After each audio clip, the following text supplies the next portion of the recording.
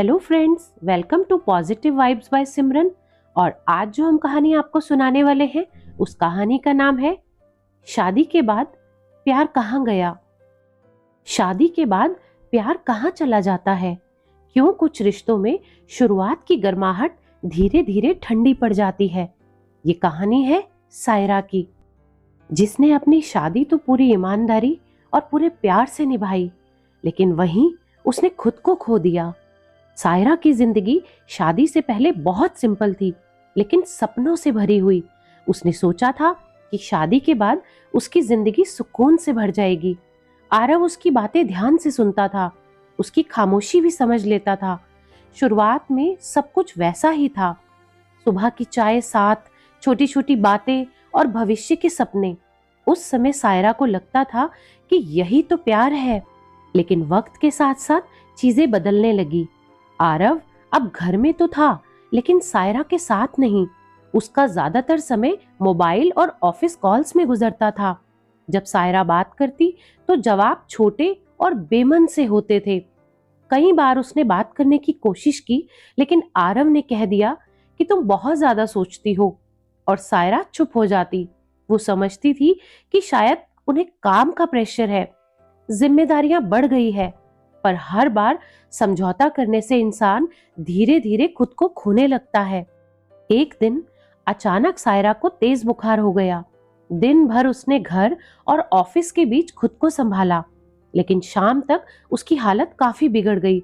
उसने आरव को कॉल भी किया, कई मैसेजेस किए, लेकिन आरव का कोई जवाब नहीं आया।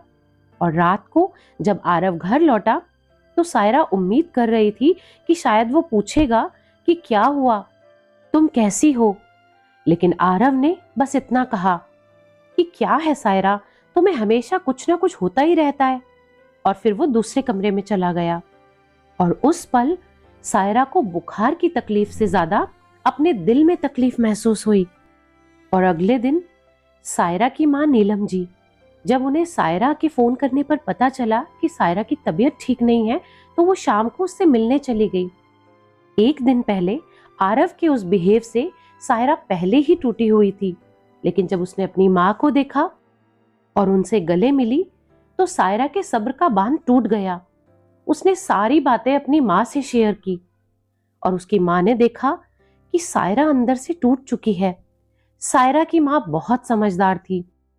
सायरा की सारी बात सुनने के बाद उन्होंने सायरा से कहा कि सायरा, शादी के बाद रिश्ते अपने आप नहीं चलते, लेकिन इसका मतलब ये नहीं कि तुम हर बार खुद को भूल जाओ। अगर तुम खुद को कम समझोगी तो दुनिया भी तुम्हें हल्के में लेगी। और सायरा, प्यार तब तक जिंदा रहता है जब तक कि तुम खुद से प्यार करना नहीं छोड़ती। मैं ये नहीं कह रही कि हमें रिश्ते नहीं निभाने चाहिए, हमें रिश्ते निभाने चाहिए, और रिश्ते निभाने में हमें अपना पूरा एफर्ट डालना चाहिए, लेकिन खुद को भूल कर नहीं, और खुद को सबसे पीछे रखकर नहीं। कल आरव और तुम्हारे बीच जो कुछ भी हुआ उसमें गलती आरव की है, लेकिन उससे भी ज्यादा बड़ी गलती तुम्हारी है। जब तुम खुद से ही प्यार नहीं करोगी तो दूसरों से तुम उम्मीद कैसे कर सकती हो? हालत देखी है तुमने अपनी, क्या तुम शादी से पहले वाली वही सायरा हो? लोग भी आपका ख्याल तब रखते हैं जब आप खुद अपना ख्याल रखते हो। अपनी माँ की ये बातें सुनकर सायरा की आंखों में आंसू आ गए।